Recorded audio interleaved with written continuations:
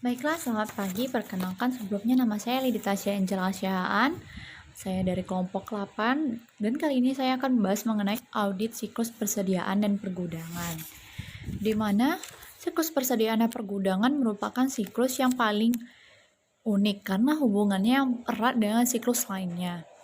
Bagi perusahaan manufaktur, bahan baku memasuki siklus persediaan dan pergudangan dari siklus akuisisi dan pembayaran, sementara tenaga kerja langsung memasuki siklus penggajian dan personalia. Berikut adalah faktor yang mempengaruhi kompleksitas audit persediaan. Yang mana pertama itu persediaan seringkali merupakan akun terbesar pada neraca. Lalu persediaan seringkali berada pada lokasi yang berbeda yang membuat pengendalian dan perhitungan fisik menjadi sulit. Selanjutnya seringkali sulit bagi auditor untuk mengamati dan menilai item persediaan yang berbeda seperti perhiasan, suku cadang elektronik, lalu bahan kimia, dan lain-lain sebagainya. Lalu yang keempat ada penilaian persediaan juga sulit. Apabila estimasi keusangan persediaan merupakan hal yang penting dan apabila biaya manufakturnya harus dialokasikan ke persediaan.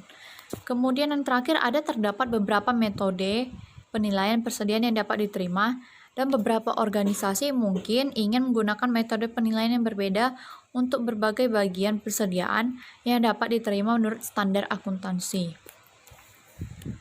Selanjutnya adalah fungsi bisnis dalam siklus serta dokumen dan catatan terkait. Di mana siklus persediaan dan pergudangan berkaitan dengan siklus penggajian dan personalia. Hubungan langsung dengan siklus penjualan dan penagihan akan terjadi pada titik di mana barang jadi itu nanti akan dilepaskan atau dikreditkan. Nah, kita dapat mulai fungsi-fungsi dalam siklus persediaan dan pergudangan pada halaman 279. Kemudian juga ada arus persediaan dan biaya, di mana di situ terdapat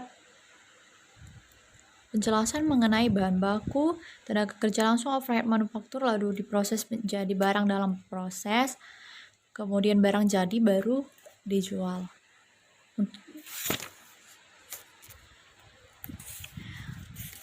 Terdapat 5 aktivitas pada audit siklus persediaan dan pergudangan, di mana yang pertama itu kita mengakuisisi dan mencatat bahan baku, tenaga kerja, dan overhead. Yang kedua, mentransfer secara internal aset dan biaya. Kemudian mengirimkan barang dan mencatat pendapatan serta biaya. Kemudian mengamati persediaan secara fisik, lalu menetapkan harga dan kompilasi persediaan. Biaya yang digunakan untuk menilai persediaan sebelumnya harus diuji guna menentukan apakah klien sudah benar mengikuti metode persediaan yang sesuai dengan standar akuntansi maupun konsisten dengan tahun sebelumnya. Lalu prosedur audit yang digunakan untuk memverifikasi biaya-biaya tersebut disebut pengujian harga. Lalu ada pengujian kompilasi persediaan, di mana pengujian untuk memverifikasi apakah perhitungan fisik yang telah diiktisarkan secara benar dan persediaan yang dikalikan di voting secara benar pada saldo persediaan buku besar umum yang sama. Kemudian ada audit akuntansi biaya, di mana di sini pengendalian akuntansi biaya yang berhubungan dengan pemrosesan yang mempengaruhi persediaan fisik dan penelusuran biaya terkait dari saat bahan baku diminta hingga selesai dibuat dan transfer ke penyimpanan. Dalam akuntansi biaya terdapat 2 kategori. Yang pertama adalah pengendalian fisik terhadap bahan baku dalam proses dan persediaan barang jadi. Kemudian ada pengendalian terhadap biaya terkait. Ada 4 aspek akuntansi biaya yang sangat diperhatikan oleh auditor.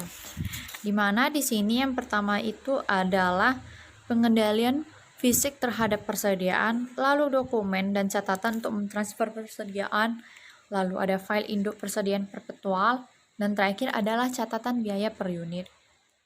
Nah, Yang pertama itu ada pengendalian fisik. Di sini dijelaskan bahwa auditor itu menguji pengendalian fisik terhadap bahan baku barang dalam proses dan barang jadi yang umumnya itu terbatas pada observasi serta pengajuan pertanyaan.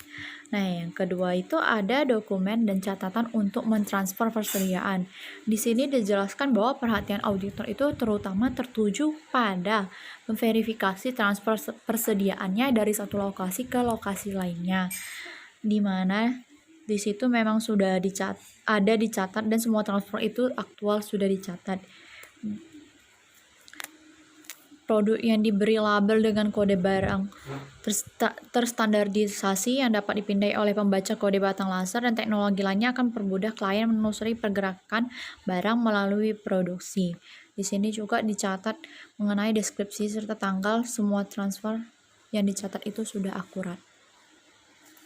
Kemudian ada file induk persediaan perpetual di mana mempengaruhi penetapan waktu dan luas pemeriksaan fisik persediaan oleh auditor.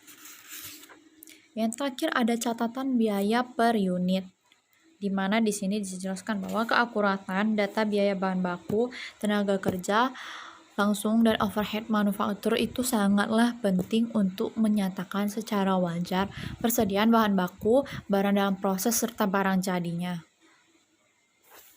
Lalu ada observasi fisik persediaan. Nah, auditor diharuskan melakukan pengujian observasi fisik atas persediaan sejak sebuah kecurangan besar yang melibatkan pencatatan persediaan yang tidak ada diungkapkan pada tahun 1938 di McKesson dan Robin Company. Nah, kecurangan tersebut ditemukan karena auditornya tidak mengamati secara fisik persediaan yang pada saat itu tidak diharuskan. Jadi semenjak kejadian tersebut maka mulai ditetapkan auditor harus mengobservasi fisik persediaan. Langkah-langkahnya di mana di situ persyaratannya auditor harus hadir pada saat klien menghitung persediaannya untuk menentukan saldo akhir tahun. Yang kedua itu mengamati prosedur perhitungan klien.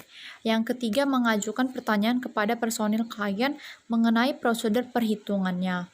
Lalu yang terakhir itu ada melakukan pengujian atas perhitungan fisik independen mereka sendiri. Nah, prosedur analisis untuk siklus persediaan dan pergudangan dapat kita lihat pada buku halaman 286 pada tabel 21/1. Di mana di situ dapat dijelaskan bahwa prosedur analitisnya dan kemungkinan salah saji seperti apa. Contohnya yang pertama itu membandingkan presentasi margin kotor dengan tahun sebelumnya, di mana ada kemungkinan salah sajinya lebih saji atau kurang saji persediaan dan harga pokok penjualan. Lalu ada membandingkan perputaran persediaan, di mana kemungkinan terdapat persediaan yang usang yang mempengaruhi persediaan dan harga pokok penjualan lebih saji atau kurang saji persediaan. Ketiga itu ada membandingkan biaya per unit persediaan dengan tahun sebelumnya. Di sini dapat mempengaruhi persediaan dan harga pokok penjualan. Kemudian ada membandingkan nilai persediaan yang ditambahkan dengan tahun sebelumnya, di mana kemungkinan salah sajinya itu salah saji dalam kompilasi biaya per unit atau perkalian yang mempengaruhi persediaan dan harga pokok penjualan. Kemudian yang terakhir itu ada membandingkan biaya manufaktur tahun berjalan dengan tahun sebelumnya, di mana salah saji biaya per unit persediaan terutama tenaga kerja langsung dan overhead manufaktur itu yang mempengaruhi persediaan dan harga pokok penjualan. Kemudian ada keputusan auditor dalam observasi fisik persediaan serupa dengan yang dibuat untuk bidang audit lainnya. Di mana yang pertama adalah penetapan waktu. Kemudian ada ukuran sampel dan pemilihan item. Di mana penetapan waktu ini si auditor harus memutuskan apakah perhitungan fisik dapat dilakukan sebelum akhir tahun, terutama atas dasar keakuratan file induk persediaan perpetual. Jika klien di sini melakukan perhitungan fisik interim yang hanya akan disetujui auditor apabila pengendalian internalnya efektif. Auditor akan mengamati perhitungan persediaan pada saat itu dan juga menguji transaksi yang dicatat dalam catatan persediaan perpetual dari tanggal perhitungan hingga akhir tahun. Lalu ada ukuran sampel, di mana jumlah item persediaan yang harus dihitung auditor sulit dirinci, karena auditor itu fokus pada mengamati prosedur kliennya, apakah sesuai dengan standar atau tidak, bukan memilih item yang akan diuji. Lalu ada pemilihan item. Ketika mengamati klien yang menghitung persediaan, auditor harus berhati-hati untuk yang pertama, mengamati perhitungan item-item yang paling signifikan dan sampel representatif, dan item persediaan yang umum. Yang kedua itu ada menyelidiki yang mungkin telah usang atau rusak itemnya. Lalu yang ketiga itu adalah membahas dengan manajemen menyangkut alasan mengeluarkan setiap item yang material. Lalu ada audit penetapan harga dan kompilasi, di mana di sini si auditor harus memverifikasi bahwa perhitungan fisik, catatan perpetual sudah diberi harga dan dikompilasi dengan benar.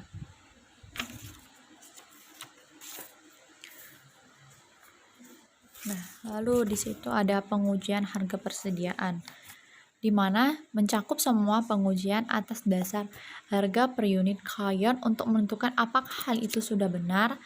Lalu ada pengujian persediaan termasuk menguji ikhtisar persediaan klien, di mana menghitung kembali harga dikalikan kuantitas, memvoting ikhtisar persediaan, menelusuri total hingga kepada buku besar umum.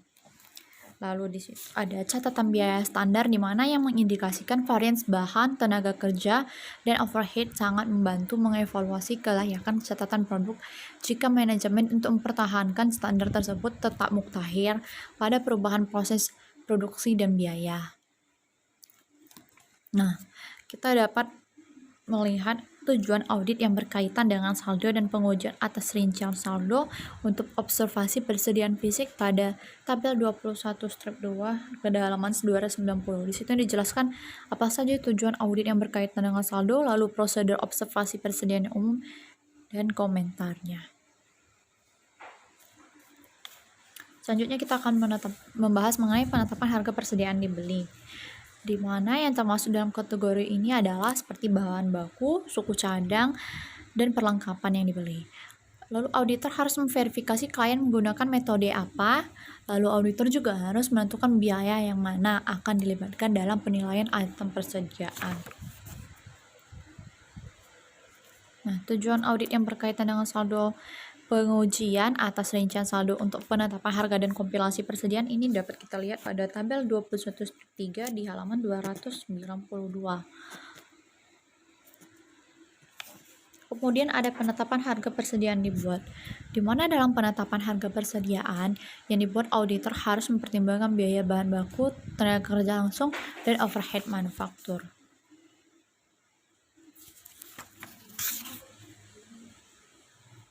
Lalu di sini terdapat harga pokok atau harga pasar, di mana auditor harus mempertimbangkan apakah realisasi bersih yang ini lebih rendah dari biaya historis atau bahkan lebih tinggi.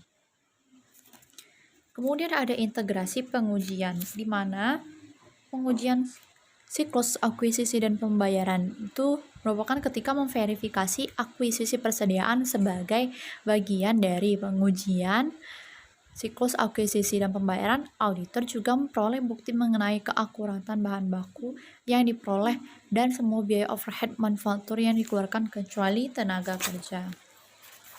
Kemudian ada pengujian siklus penggajian dan personalia, di mana di sini disebutkan bahwa dalam sebagian besar kasus catatan akuntansi biaya untuk biaya tenaga kerja langsung itu dan tidak langsung